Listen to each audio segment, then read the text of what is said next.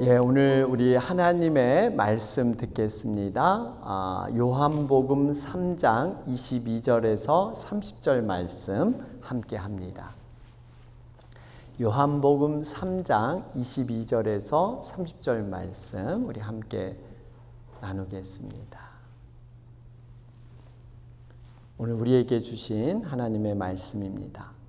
우리 22절부터 30절까지 제가 대표로 봉독해 올립니다. 그 후에 예수께서 제자들과 유대 땅으로 가서 거기 함께 유하시며 세례를 베푸시더라. 요한도 살렘 가까운 에논에서 세례를 베푸니 거기 물이 많음이라. 그러므로 사람들이 와서 세례를 받더라. 요한이 아직 옥에 갇히지 아니하였더라. 이에 요한의 제자 중에서 한 유대인과 더불어 정결 예식에 대하여 변론이 되었더니 그들이 요한에게 가서 이르되 랍비여, 선생님과 함께 요단강 저편에 있던 이곳 선생님이 증언하시던 이가 세례를 베풀매 사람이 다 그에게로 가더이다. 요한이 대답하여 이르되 만일 하늘에서 주신 바 아니면 사람이 아무것도 받을 수 없느니라. 내가 말한 바 나는 그리스도가 아니요 그의 앞에 보내심을 받은 자라고 한 것을 증언할 자는 너희니라. 신부를 취하는 자는 신랑이나 서서 신랑의 음성을 듣는 친구가 크게 기뻐하나니 나는 이러한 기쁨으로 충만하였노라. 그는 흥하여야 하겠고 나는 쇠하여야 하리라 하니라. 아멘. 할렐루야. 할렐루야. 제가 2주간을 빠졌습니다. 여러분들 많이 보고 싶었고 또 이 예배의 자리가 그리웠습니다. 여러분도 그러신가요? 이걸 옆구리 찔러서 잘못히 하여튼 여러분들 너무 감사하고요. 또 이렇게 예배를 참 열심히 또 은혜로 사모하면서 예배를 잘 드렸다 하는 말씀을 들었습니다. 여러분들 너무나 감사합니다. 제가 이렇게 한국에 가면서 이제 우리 조국이잖아요. 정말 발전을 많이 했는데 아까도 잠시 말씀드렸지만 한국은 참 여행하기는 좋은 것 같아요. 잠시 여행하는 것, 특별한 곳으로. 근데 우리가 이렇게 미국에서 오래 살다 보니까 여러 가지 이렇게 다른 문화, 또 다른 모습, 어떤 이렇게 시야들이 너무 가려져 있어. 보면 제가 수원을 갔는데 이 정말 땅이 아직 없을 정도로 이 아파트가 그냥 올라가는데 참 시야를 볼 때마다 이 상가에 또 많은 간판들, 이렇게 눈이 좀 이렇게 먼 곳을 볼 수 있는 곳이 없습니다. 그리고 이제 너무 거리가 비좁으니까 사람들이 몰리는 곳은 굉장히 많고 또 날씨는 덥고 습하고 이번에 아주 그냥 열대야 현상으로 아주 기록을 세웠던 이러한 한 해였기 때문에 참 우리가 사는 곳이 참 귀하다 하는 그런 생각을 해보았습니다. 제가 이제 한국에 갔다 오면서 느꼈던 두 가지를 좀 얘기를 해드리는데, 하나는 여러분 이게 한국의 교통 표지판을 여러분 유심히 보셨는지 모르겠어요. 제가 이제 조금 운전할 시간이 있어서 그 교통 표지판을 유심히 봤더니 여러분 한국에서 유턴하는 그러한 표시의 교통 표지판이 미국과는 상당히 다르더라고요. 한국에서는 유턴을 해야 한다는 것을 표시합니다. 이곳은 유턴해도 됩니다 하는 유턴의 표시가 있고, 미국은 반대로 유턴을 모든 것은 가능한데 안 되는 곳만 유턴이 안 됩니다 라는 표시가 있어요. 이게 크게 달라요. 어떻게 보면 한번 여기 화면을 보시면 이게 이제 우리 미국 표시예요. 이렇게 유턴이 안 됩니다 하고 이렇게 표시되어 있는데, 한국의 유턴의 표시는 넘겨보세요. 이렇게 되어 있어요. 이곳에서 유턴을 해야 됩니다. 유턴하세요. 이것을 합니다. 여러분 이것이 별 차이가 없는 것 같지만 제 생각에 그런 생각이 들어요. 미국은 자율문화예요. 모든 게 가능합니다. 안 되는 것만 표시하지 모든 게 가능하고 안 되는 것만 표시하는데 한국은 되는 곳, 이곳에서만 됩니다 하는 약간의 조금 이렇게 규제적인, 미국은 웬만하면 자율적으로 모든 걸 자율에 맡겨서 스스로 이렇게 할 수 있도록 이러한 그러한 문화가 아닌가 나름대로 생각을 해보게 되었습니다. 또 하나는 여러분 그 인천공항이 굉장히 발달이 됐어요. 요즘은 허브 공항이 돼서 저도 이제 비행기를 타보니까 중국 분들이 굉장히 많아요. 중국 분들 뭐 굉장히 많이 있더라고요. 그러니까 외국 분들이 많이 근데 이런 한국 항공을 이용을 하는데 제가 근데 이렇게 입국하기 위해서 근데 이렇게 비행기 타기 위해서 근데 심사대를 통과해서 근데 타는 탑승구를 찾아가는데 여러분 인천공항에 기도실이 있는 거 여러분 아세요? 제가 아세요? 예. 인천공항에 기도실이 있더라고요. 제가 이게 지나가다 보니까 여기 한번 제가 해서 찍어 왔어요. 여기 보세요. 여기 보니까 탑승구 번호가 있고 기도실, 프레이룸 이렇게 가지고 인천공항에 기도실이 있더라고요.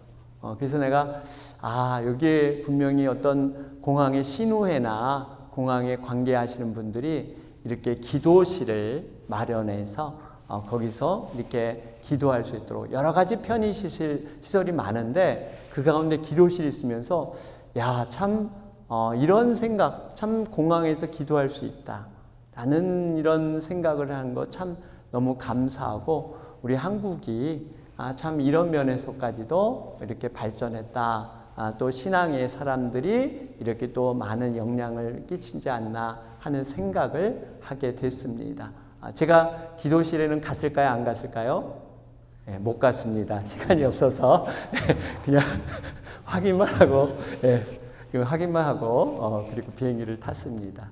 어쨌든 여러분들 정말 여러 가지 기도해 주셔서 감사를 드립니다.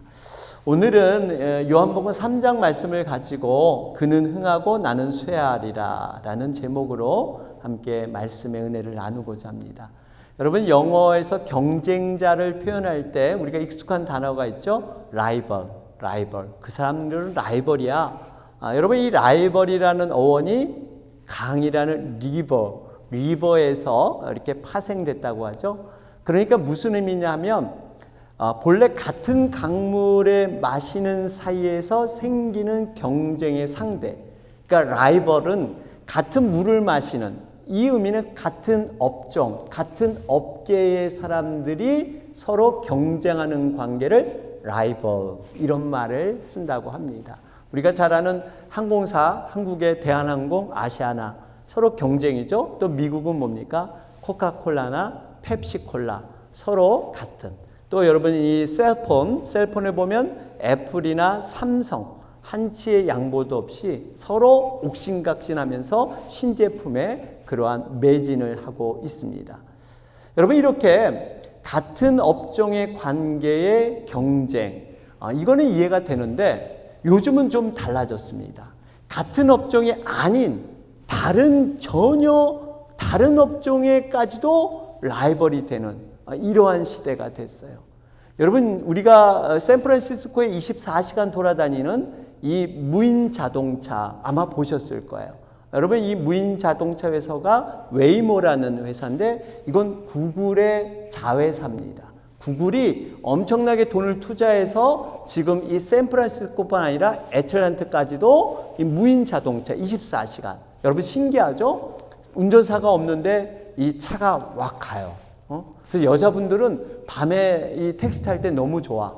뭐 두려움이 없어. 아무도 없으니까. 그냥 차가 가는 차. 이런 시대. 여러분 근데 지금 이 구글의 이 웨이모에 추격하기 위해서 애플이나 이런 마이크로소프트, 이런 아마존 여기도 지금 엄청나게 무인 자동차를 개발하려고 엄청난 돈을 퍼붓고 있습니다. 여러분 어떻게 보면 전혀 다른 업체가 어떤 한 곳에 경쟁하면서 서로의 경쟁 관계가 됐습니다. 어떻게 보면 무한 경쟁의 시대다. 이래도 과언이 아닐 정도 이런 시대가 바로 되었죠. 근데 무한 경쟁하니까 예전에 재밌는 얘기 가운데 이런 얘기가 있어요. 개미하고 코끼리 얘기하세요. 수영장에서 우연히 만났습니다. 개미가 이제 수영을 하고 나왔더니 이제 코끼리가 막 그 풀에서 수영을 하고 있던 거예요. 근데 개미가 옷을 갈아입고 딱 이렇게 앉아가지고 이 코끼리 수영하는 것을 유심히 봅니다. 그러면서 이 코끼리한테 야 코끼리 너희 한번 나와봐. 딱 그러니까 이 큰 등치의 코끼리가 어이가 없는지 그냥 수영만 하고 있었어요. 그랬더니 야 임마 내 소리 안 들려? 나와보라니까. 딱 이런 얘기를 하니까 이제 코끼리가 기가 막혀가지고 딱 나갔다 그러죠. 그러면서 이 개미가 코끼리의 머리부터 발끝까지 쫙 훑어보는 거예요. 쫙 훑어보더니 됐어 들어가 봐. 딱 그런 거예요. 그러니까 이 코끼리 입장에선 너무 기가 막힌 거예요. 등치도 작은 이 개미가 자기한테 뭐 들어라 나가라 그러더니 위아래 훑어보더니 뭐 풀로 들어가라 그러니까 기가 막혀요. 물어봤다고 합니다. 도대체 왜 날 나오라고 했냐? 수영하고 있는 왜 나를 건드리고 왜 나오라고 했냐? 그랬더니 개미가 하는 말이 뭐라 그럴게요? 야, 내 수영복이 없어졌는데 네가 내 거 입고 갔는지 확인해 보려고 불렀어. 예, 내 수영복. 여러분, 이 얘기는 개미의 수영복을 코끼리가 입겠느냐? 있을 수 없는 일인데 이렇게 무한 경쟁, 정말 말도 안 되는 경쟁이 지금 시작됐다는 겁니다. 이렇게 어떻게 보면 치열한 경쟁 속에서 이렇게 살아남아야 되는 이 시대가 되지 않았나 생각을 합니다. 여러분 이렇듯이 예수님 당시에도 라이벌이 될 수 있는 사람, 바로 그 사람이 세례 요한이었습니다. 여러분 세례 요한은 예수님과 너무나 비슷한 면이 많았어요. 쉽게 말해서 동일한 일을 했습니다. 동일한 업종의 일을 했어요.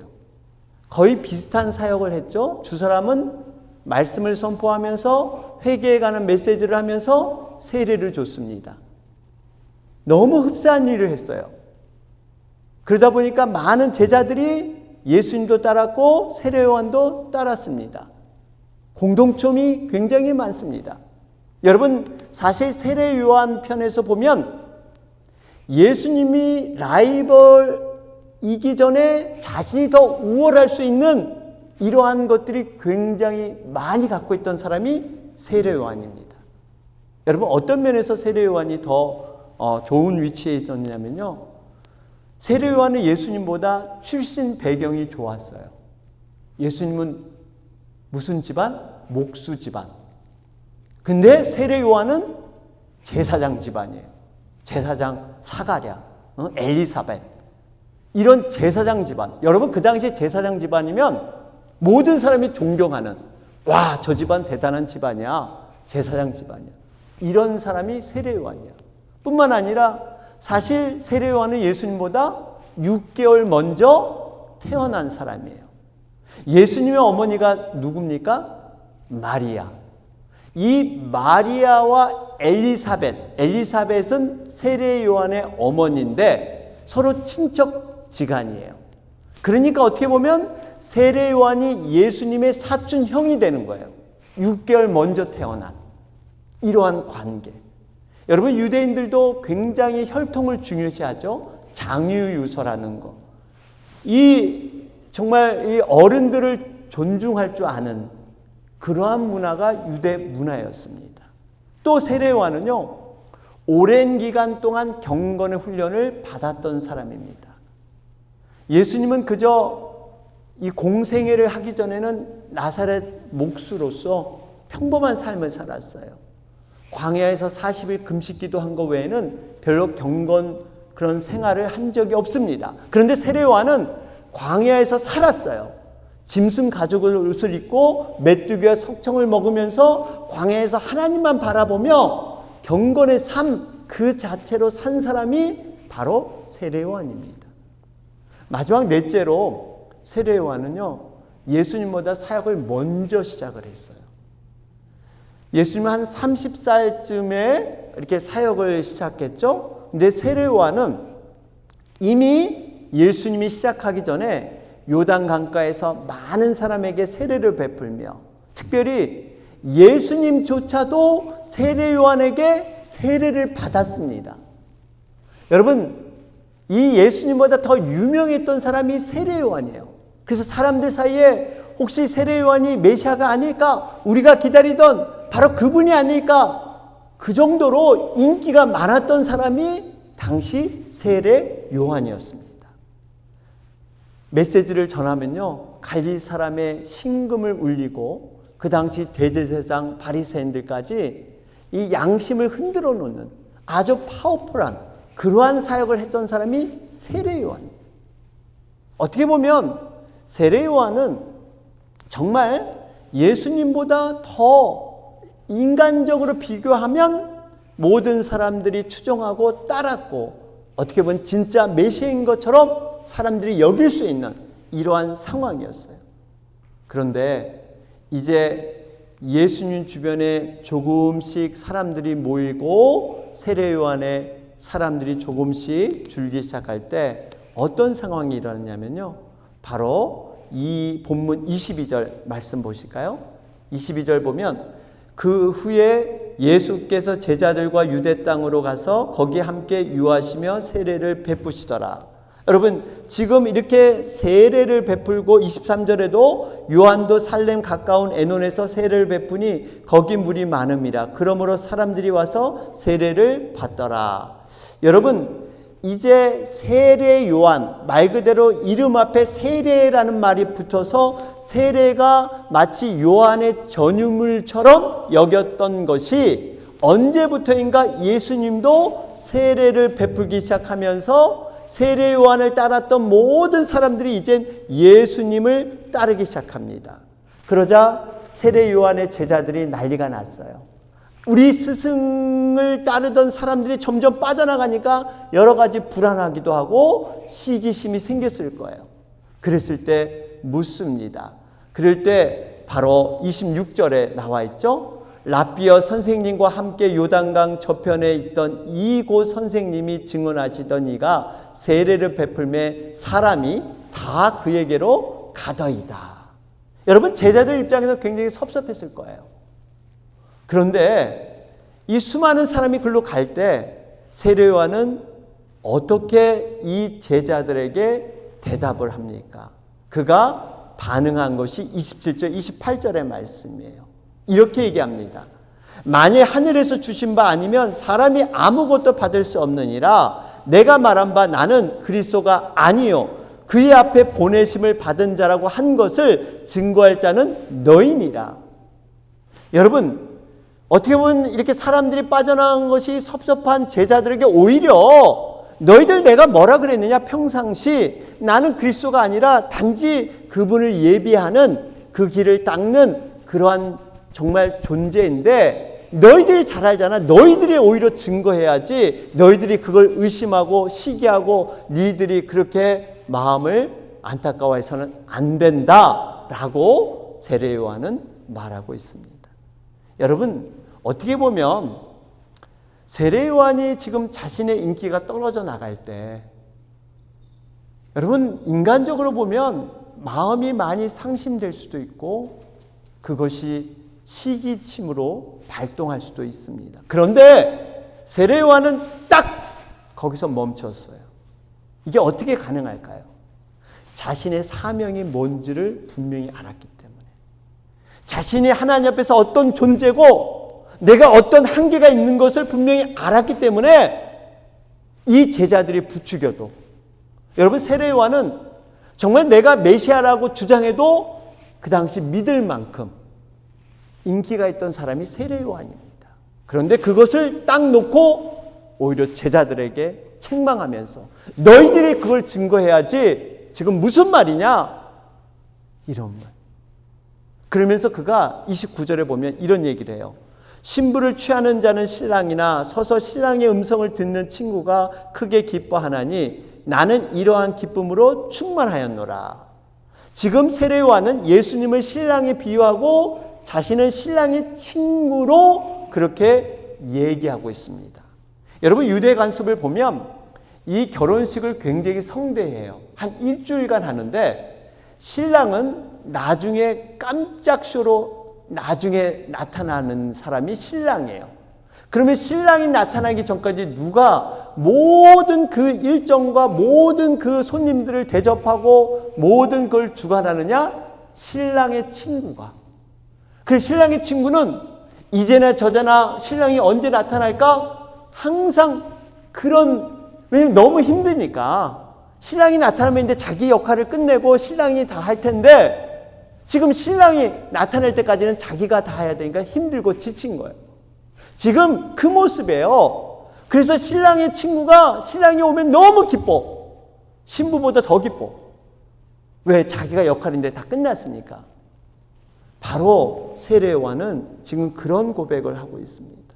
여러분, 우리가 세례요한을 볼 때 세례요한은 우리와 똑같은 성정, 똑같은 자존심도 있고 감정도 있고 어떠한 기분도 있고 이런 사람이에요. 경쟁심도 있고 어떠한 이 시기심도 있는 이러한 사람. 그런데 여러분, 세례요한은 하나님이 기뻐하시는 일이 뭘까? 하나님의 원하시는 그 마음을 붙들었기 때문에 이 모든 것들을 이겨낸 줄로 믿습니다. 한 걸음 더 나아가서 세례요한은 위대한 신앙 고백까지 하고 있어요. 본문 30절 보세요. 그는 흥하여야 하겠고 나는 쇠하여야 하리라 하니라. 확고한 의지가 담겨 있습니다.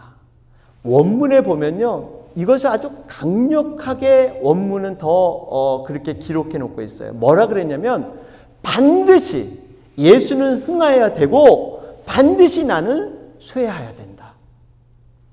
자신의 발판을 통해서 예수는 더 커져야 되고 나는 작아야 된다. 이런 간절한 소원이 바로 원문에 들어 있습니다. 여러분, 우리가 이 세례요한을 보면서 정말 주님의 이름이 높아진다면, 주님의 몸된 교회가 온전해지고 영혼들이 정말 온전히 성장한다면 우리가 때로는 나의 알량한 자존심도 내려놓을 수 있어야 하는 거예요. 주님의 십자가를 바라보면서 정말 내가 매일 죽노라. 여러분, 사도 바울은 매일 죽는다는 것은 우리 육신의 생명을 죽는 게 아니라 자기의 자존심, 자기의 어떤 자아, 이것이 매일 죽는다는 고백이에요. 왜 죽어요? 그냥 죽는 게 아니라 바로 교회의 유익과 영혼의 성장을 위해서. 여러분, 이 마음이 하나님이 우리에게 주고자 하는 마음인 줄로 믿습니다. 여러분, 세례요한이 이렇게 매일 나는 쇠하고 매일 죽으면 매일 손해보는 것인가? 그렇진 않습니다. 세례요한이 하나님이 높여주시는데 어떤 표현을 하고 있냐면 마태복음 11장 11절 가보세요. 거기 세례요한에 기록되게 이렇게 있어요. 내가 진실로 너희에게 말하노니 여자가 낳은 자 중에 세례요한보다 큰 이가 일어남이 없도다. 여자가 낳은 자, 인류의 모든 사람들 중에 세례요한보다 큰 자가 없대요. 여러분, 이런 칭찬이 어디 있어요?